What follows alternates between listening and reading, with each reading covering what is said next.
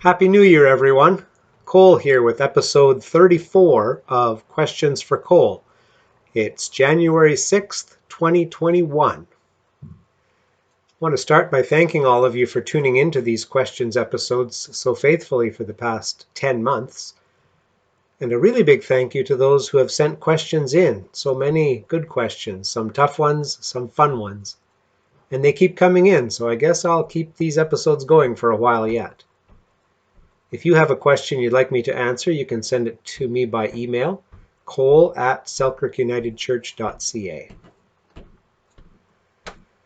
So we have some 2020 business to finish up first today. You might remember the quiz we had at the end of each of the past 4 or 5 episodes in late November and December. Name that Manitoba town. Well, we had a number of people who participated and sent in answers each week. The good news is that nobody failed.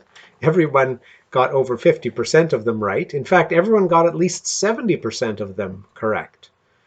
Out of 20 questions altogether, there were 4 separate people or households who got 19 questions correct. 19 out of 20. Isn't that great? But sadly, no prizes for any of you. However, there is a prize for the one couple who got 20 out of 20. 100%. Very impressive. So to Donna and Dale, congratulations on winning the first ever Questions for Cole Fun Quiz. Your prize will be available for pickup at the church in the next week or so. And people seemed to have so much fun with the quiz that there will very likely be another quiz of some sort coming up in the next few weeks. Stay tuned for that. Now, on to our questions. We have 40 questions today. That's 40. 40. Fortunately for you, the first 38 of them are all the same question, and that is, Cole, how was your Christmas? I don't know if people expected an answer on Questions for Cole, but here it is. My Christmas was a lot of things. It was different, quiet, peaceful, weird, lovely. It was a bit sad at times, missing the family gatherings and missing church on Christmas Eve, but also finding some more time to focus on the true meaning of Christmas was actually a good thing. And being part of our wonderful online Christmas Eve services and the concert, those were very positive things. I got to be creative, and I really enjoyed that. And it was so good seeing the kids bring the pageant to life. That was a real highlight for me.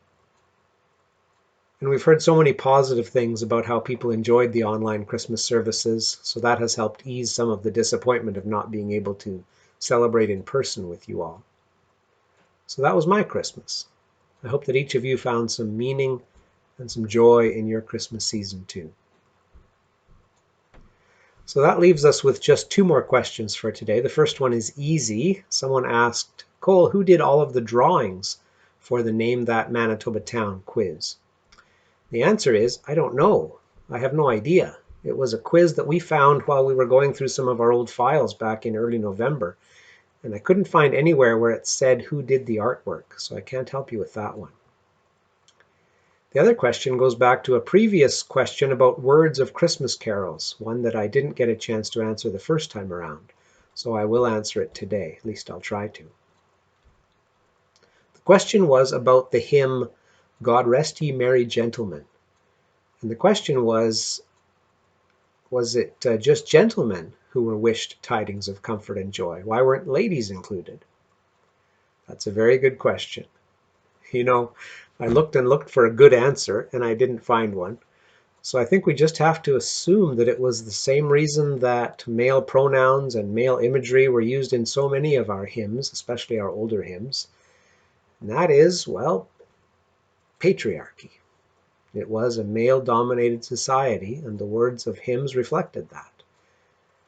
There was also an understanding that if you said men, you meant men and women, everyone.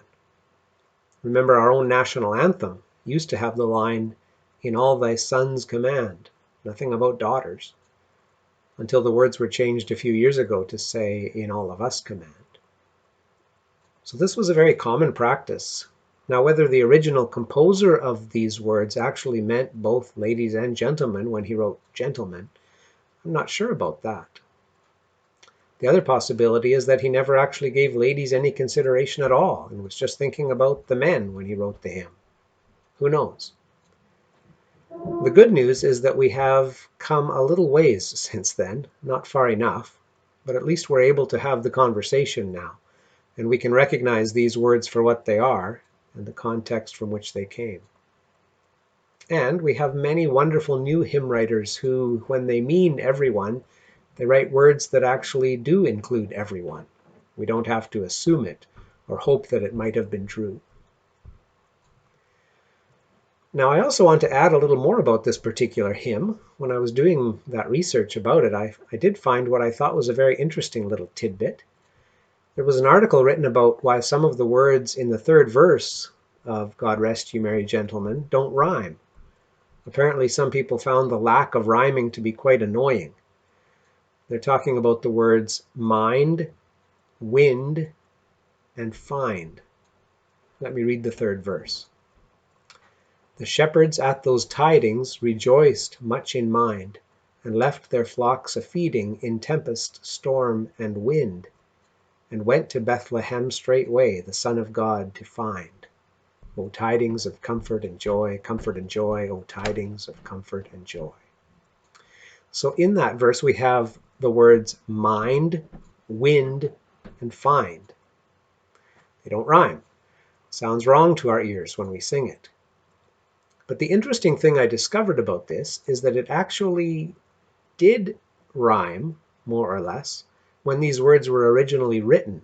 It's all about the pronunciation. Now, the way we pronounce these words today, mind, wind, find, well, wind simply does not rhyme with the other two, no question about it. But this hymn was one of the very early Christmas carols ever written, and it's said to have originated way back in 16th century England. That's 500 years ago.